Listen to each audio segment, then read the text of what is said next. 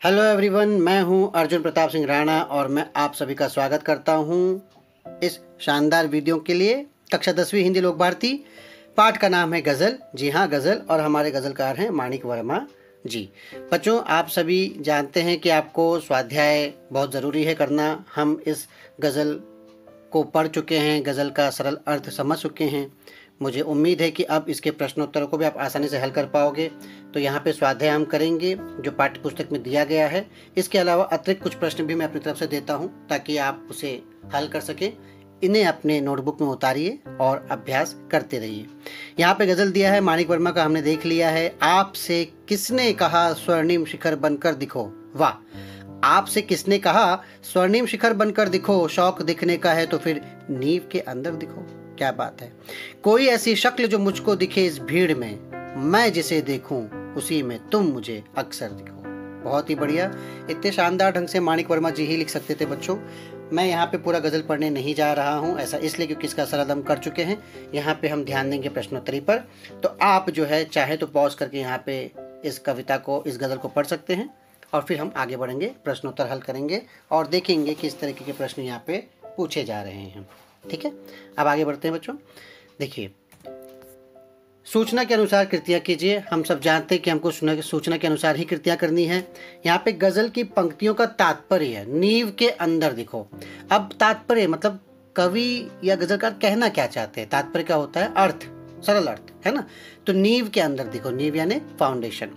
तो कवि ये कहना चाहते हैं कि हमें तारीफ, प्रशंसा का लालच त्याग कर नींव के ईंटों के समान मजबूत और अच्छा काम करना चाहिए। ये इसका अर्थ है, ये गज़लकार यहाँ कहना चाहते हैं। तो इसे आप अपने शब्दों में लिख सकते हैं बच्चों। ऐसा नहीं कि जो मैंने यहाँ लिखा है आपको हूबहू वही लिखना है। आप अपने शब्दों में लिख सकते हैं कि नींव के अंदर दिखो, मतलब हमें प्रशंसा और वाहवाही का लालच नहीं करना चाहिए, बल्कि जैसे नींव के ईंट मजबूत होते हैं और मजबूती से काम करते हैं, वैसे हमको काम करना चाहिए। ज़रूरी नहीं कि हम ज़माने के सामने हों, ज़माने के पीछे रहकर भी, समाज के पीछे रहकर भी हम काम कर सकते हैं। उसी तरह से दूसरा यहाँ पे दिया है आईना बनकर दिखो। अब आईना बच्चों, आईना क्या होता है? देखिए, आईना जब टूटा हुआ नहीं होता, संपूर्ण रूप में होता है, तो वो सही तरीके से काम करता है, आदमी को उसकी पहचान दिखाता है।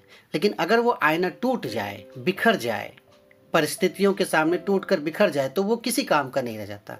तो आईना बनकर दिखो का कवि कहना क्या चाहते हैं कि हमें ऐसी पर्सनालिटी या ऐसा व्यक्तित्व बनना चाहिए कि किसी भी तरह की प्रतिकूल परिस्थिति हो, हम टूटे नहीं, हम बिखरे नहीं, हर परिस्थिति का सामना करें और अपने लक्ष्य को प्राप्त करें। तो इस तरह से आईना बनकर हम आगे बढ़ें। ठीक है बच्चों, ये इनका तात्पर्य है। इसके बाद अगला प्रश्न है मनुष्य से अपेक्षाएं। मनुष्य से अपेक्षाएं क्या हैं? इस पूरे गज़ल में कवि जो है दो भागों में पूछ रहा है कि मनुष्य से अपेक्षा क्या है। तो एक तो वही था कि मानवीय गुणों को अपनाओ, और दूसरा निराश और हताश लोगों के मन में आशा की किरण जगाओ, आईना बनो। मानवीय गुण मतलब मानवता को अपनाओ। बच्चों, इसका सीधा सीधा उत्तर यहाँ पे कविता में नहीं दिया गया, गज़ल में नहीं दिया गया है। तो ये मैंने अपने अंदाज से लिखा है, अपने हिसाब से लिखा है। आप भी अपने हिसाब से लिख सकते हैं कि मनुष्य अपेक्षाएं क्या है, जो भी आपको अपेक्षा लगती कविता के आधार पर, लेकिन वो आप यहाँ लिख सकते हैं। तो मैंने यहाँ लिखा है मानवीय गुणों को अपनाओ और निराश हताश लोगों के मन में आशा की किरण जगाओ। ठीक है बच्चों। फिर अगला प्रश्न है यहाँ पे, जिनके उत्तर निम्नलिखित शब्द हों ऐसे प्रश्न तैयार करो। मतलब उत्तर दिया है भीड़, अभी हमको प्रश्न तैयार करना है। तो सबसे पहले बच्चों, आप तो वो लाइन देखिए जहाँ पे भीड़ शब्द आपको मिले। अभी उस गज़ल की, उस कविता की लाइन में पढ़ के सुनाता हूँ आपको। कोई ऐसी शक्ल जो मुझको दिखे इस भीड़ में। तो उत्तर है भीड़, प्रश्न बनाना है। तो प्रश्न कैसे बना सकते हैं कि कवि अक्सर किसी शक्ल को कहाँ देखना चाहता है। कोई ऐसी शक्ल जो मुझे दिखे भीड़ में, तो कवि ऐसी शक्ल को यानी अक्सर किसी शक्ल को कहाँ देखना चाहता है, तो उत्तर होगा भीड़। है ना बच्चों, बड़ा आसान है। उसी तरह से जुगनू, एक जुगनू ने कहा मैं भी तुम्हारे साथ हूं। तो फिर आप लिख सकते हो कि मैं भी तुम्हारे साथ हूं, किसने कहा, उत्तर होगा जुगनू। वक्त की इस धुंध में तुम रोशनी बनकर दिखो। वक्त की इस धुंध में तुम रोशनी बनकर दिखो। तो वक्त की धुंध में साथ रहने को किसने कहा, तो उत्तर भी है जुगनू। ये मैंने यहाँ पे प्रश्न दिया है, जो आपके नवनीत गाइड में भी दिया गया है बच्चों। प्रश्न आप कुछ भी बना सकते हो, लेकिन उसका उत्तर जुगनू आना चाहिए और प्रश्न जो है पाठ्य पुस्तक के आधार पर ही हो। फिर अगला है तितली। अब तितली, तितली के लिए लाइन कहाँ थी? डर जाए फूल बनने से कोई नाजुक कली, तुम न खिलते फूल पर तितली के टूटे पर दिखो। तो कवि कहते हैं कि कवि खिलते फूल के स्थान पर कहाँ दिखने को कहते हैं? तो तितली बनकर, तितली। कवि खिलते फूल के स्थान पर कहाँ दिखने को कहते हैं? तितली में। ठीक है बच्चों। अगला है आसमान, उत्तर है आसमान। तो इसके लिए वो लाइन कहाँ आई थी? वो लाइन आपको ढूंढना है, चल पड़ी तो गर्द बनकर आसमानों पर लिखो। तो गर्द बनकर कहाँ लिखना चाहिए? आसमान। हो गया, आसमान पर लिखना चाहिए। गर्द बनकर कहाँ लिखना चाहिए? आसमान पर। तो इस तरह से मैंने ये उत्तर दे दिया। अब अगला है, निम्नलिखित पंक्तियों से प्राप्त जीवन मूल्य लिखिए। पूरे गजल में जीवन मूल्य वाली बातें ही हैं, लेकिन हमको इन पंक्तियों की जीवन मूल्य बताना है कि आपको महसूस होगी तब हर एक दिल की जलन, जब किसी धागे सा जलकर मोम के भीतर देखो। बच्चों पूरी गजल में समझा चुका हूँ, उसका लिंक भी स्वाध्याय के मैं साथ आपको दे रहा हूँ। आप जब चाहें तो उस वीडियो को एक बार देखिए और सरल अर्थों को भी समझिए, जहाँ पे मैंने डिटेल में समझाया। यहाँ पे उत्तर लिखना, तो जीवन मूल्य क्या मिलता है कि आप भी जब मोम के धागे से जलते हो तब आपको उसका दर्द पता चलता है। इसका अर्थ ये है कि हमें हर मनुष्य से सहानुभूति रखनी चाहिए, मनुष्य के हर प्राणी से। और ये तभी संभव होगा जब हम उसके हर दुख तकलीफ को समझें और उसको दूर करने का प्रयास करें। तो ये जीवन मूल्य यहाँ पे हम देखते हैं जो मैंने यहाँ लिखा है। उसके बाद है, कोई ऐसी शक्ल तो मुझको दिखे इस भीड़ में, मैं जिसे देखूं उसी में तुम मुझे अक्सर दिखो। यहाँ पे गजलकार क्या कहते हैं कि मैं इस भीड़ में जहाँ भी जिसे भी देखूं उसी में तुम मुझे नजर आओ। यानी हर मनुष्य में, हर प्राणी में आप ही मुझे दिखते हो, आपका ही अंश है। तो मैं चाहता हूँ कि मैं जिसे भी देखूं उसी में तुम मुझे अक्सर नजर आओ। ठीक है बच्चों। इसके बाद अगला प्रश्न है, कृतिपूर्ण कीजिए। गजल में प्रयुक्त प्राकृतिक घटक। अब बच्चों यहाँ पे 4 प्राकृतिक घटक पूछे गए, यानी नेचुरल एलिमेंट जो होते हैं, मतलब जिसे जो मैन मेड नहीं है, ठीक है, भगवान मेड है, नेचर मेड है। तो वो तो बहुत सारे शब्द हैं। आप ये देखिए, फूल, फूल क्या है? ये मैन मेड है क्या? नहीं, ये प्राकृतिक घटक है। उसी तरह से तितली है, मोती है और सीप है, और भी बहुत सारी चीज जो आपको यहाँ पे दिखाई देगी। अब आप मोम नहीं कह सकते हो, क्योंकि मोम क्या है? इंसान बनाता है, आईना इंसान बनाता है, तो वो नहीं। हाँ, आसमान कह सकते हो आप, तो आसमान जो है जुगनू कह सकते हो आप, है ना। फूल तो यहाँ लिखा हुआ है। तो जो नेचुरल होता है, प्राकृतिक होता है, वो शब्द आपको यहाँ पे उतारने होते। 4 पूछे थे, 4 दिए। इसके बाद अगला प्रश्न है, कवि के अनुसार ऐसे देखो। कैसे कैसे देखो? यहाँ पे 4 पूछे गए हैं कि 4 तरीके से बताना। पूरी पंक्तियों में हर बार वो कहते हैं कि ऐसे देखो वैसे देखो। सबसे पहले क्या कहते हैं? नींव के अंदर देखो। तो किसकी तरह देखो? नींव की तरह। उसके बाद कहते हैं कि अगर बैठो कहीं तो मील का पत्थर देखो। तो कैसे देखो? मील का पत्थर। देखिए मैं लाइन से जा रहा हूँ, कविता गजल मेरे सामने है तो मैं वहाँ पे देख रहा हूँ। ऐसा नहीं कि मुझे पूरी तरह से याद है, कभी याद रहता है कभी याद नहीं रहता। सुरक्षा के रूप में मैं सामने रख लेता हूँ। तो वहाँ पे आप भी जब प्रश्न उत्तर करोगे तो आप चिंता मत कीजिए, आपके भी प्रश्न पत्र में यानी क्वेश्चन पेपर पे सामने कविता की पंक्तियां दी गई होंगी। आपको भी वहां से देखकर लिखना है, कोई रट्टा नहीं मारना। और क्या बनकर दिखना है आपको? आदमी बनकर दिखना है, तो आदमी बनकर दिखो। और क्या बनना है? पत्थर के शहर में आईना बनकर दिखो। तो ऐसे तो और भी बहुत सारी चीजें हैं। मोम के भीतर दिखो, रोशनी बनकर दिखो, तितली के टूटे पर दिखो, तो वो भी आप लिख सकते हो। 4 पूछे गए तो मैंने 4 जवाब यहाँ पे दे दिए हैं, 2 अंक मिलेंगे इसके। इसके बाद है, प्रस्तुत गजल की प्रथम 4 पंक्तियों का केंद्रीय भाव स्पष्ट कीजिए। मैंने आपको कहा ना बच्चों कि जब गजल दिया जाता है तो उसमें क्या होता है कि कुछ पंक्तियां, प्रथम 4 पंक्तियां, बीच की 4 पंक्तियां, अंतिम 4 पंक्तियां, 6 पंक्तियां, 2 पंक्तियां, कुछ भी ऐसे पूछा जाता है। तो वो यहाँ पे पूछा जाता है। अब यहाँ पे है कि आपसे किसने कहा स्वर्णिम शिखर बनकर दिखो, शौक दिखने का है तो फिर नींव के अंदर दिखो, चल पड़ी तो गर्द बनकर आसमानों पर लिखो, और अगर बैठो कहीं तो मील का पत्थर देखो। तो ये 4 पंक्तियां हैं। तो इसको मैं अपने तरीके से समझा सकता हूँ कि बाहरी सुंदरता दिखावा है, बराबर। आप बिल्डिंग बाहर से कितनी अच्छी दिखती है, लेकिन असली सुंदरता उसके भीतर है, अंदर। शायर यानी गजलकार क्या कहना चाहते हैं कि आप दिखावटीपन मत लाओ। जैसे नींव मजबूत हो तो इमारत मजबूत होती है, उसी तरह से अंदर की सुंदरता इंसान के व्यक्तित्व को बनाती है। इसलिए अंदर से सुंदर रहो, भीतर से मन की सुंदरता पर ध्यान दो, तन की सुंदरता पर ध्यान मत दो। ऐसे, ठीक है बच्चों। इसके अलावा, चल पड़ी तो गर्द बनकर आसमानों पर लिखो। शायर कहते हैं कि तुम अच्छे कर्म से इतना व्यक्तित्व को अपना बना लो कि देखने वाले जब देखें तो जैसे धूल आसमान में उड़ती तो हम धूल नीचे नहीं ऊपर की तरफ देखते हैं, वैसे जब लोग आपको देखें तो अपनी निगाहें ऊपर उठा लें। तुम्हारे कर्म तुम्हारे नाम को इतना ऊंचा उठा दें कि कहीं पे भी जाओ तो लोग तुम्हें सर आंखों पर बिठाएं। और कहीं चलते चलते अगर रुक गए, मतलब नहीं सफलता पा सके, नहीं हुआ, तो मील के पत्थर बनो और मील के पत्थर के समान उदाहरण बनकर, मिसाल बनकर लोगों को रास्ता दिखाओ। वो आप कर सकते हो। तो बच्चों यहाँ पे 4 पंक्तियाँ पूछी गई थी, मैंने इसके अलावा 2-4 पंक्तियाँ और ली है। जिंदगी की शक्ल जिसमें टूट कर बिखरे नहीं, पत्थरों के शहर में वो आईना बनकर दिखो। शायर क्या कहते हैं कि आप संघर्ष करते रहो, हमेशा कठिनाइयाँ आती हैं, है ना, तकलीफें आती है, परिस्थितियाँ अनुकूल नहीं होती, प्रतिकूल रहती हैं, तो घबरा कर टूट कर बिखरो मत। आईना टूट कर बिखर जाता है तो वो किसी काम का नहीं रह जाता। आप भी टूट कर बिखरो मत, नष्ट मत हो, निराश मत हो, हिम्मत से काम लो, कठिनाइयों का सामना करो। और पत्थरों के शहर में, शहर पत्थरों का है, वो आपको तोड़ना ही चाहेगा, लेकिन आप उनके मारने से टूटो मत, उठो और आगे बढ़ो। क्या बात है ना।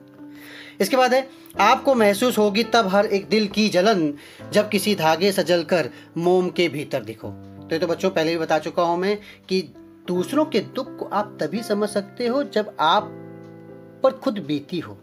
कहते हैं ना, जाके पैर न फटे बिवाई, जिसके खुद के पैर न फटे हुए हों वो दूसरों का वो क्या जाने पीर पाए, वो दूसरों के कष्ट को क्या सहेगा। जिसने कभी गरीबी देखी ही नहीं तो गरीबों के दर्द को क्या समझेगा। मोमबत्ती के धागे की जलन सिर्फ धागा ही जानता है। तो वैसे ही तुम भी दूसरों के दर्द को समझकर उनके कष्टों को दूर करने की कोशिश करो, सहानुभूति रखो। और दर्द दूर नहीं कर सकते तो मजाक भी मत उड़ाओ, ठीक है। लेकिन आप मनुष्य हो, आपके अंदर बुद्धि है, तो उस बुद्धि का पालन करो और उसी हिसाब से आप सबकी मदद करो, ठीक है बच्चों। ये प्रश्न उत्तर यहाँ पे हमारे समाप्त होते हैं। अब हम बढ़ते हैं उपयोजित लेखन की तरफ। उपयोजित लेखन मतलब कंस्ट्रक्टिव राइटिंग, यानी आपका कम्युनिकेशन स्किल या फिर आप कंपोजिशन बोलते हैं जिसको। अब यहाँ पे एक निबंध दिया गया, यदि मेरा घर अंतरिक्ष में होता, विषय पर 80 से 100 शब्दों में निबंध लिखिए। तो बच्चों मैंने आप लोगों को निबंध के बारे में बताया है कि निबंध किस तरीके से लिखा जाता है, निबंध के कितने प्रकार होते हैं। तो उन बातों को ध्यान में रखकर आपको निबंध लिखना चाहिए।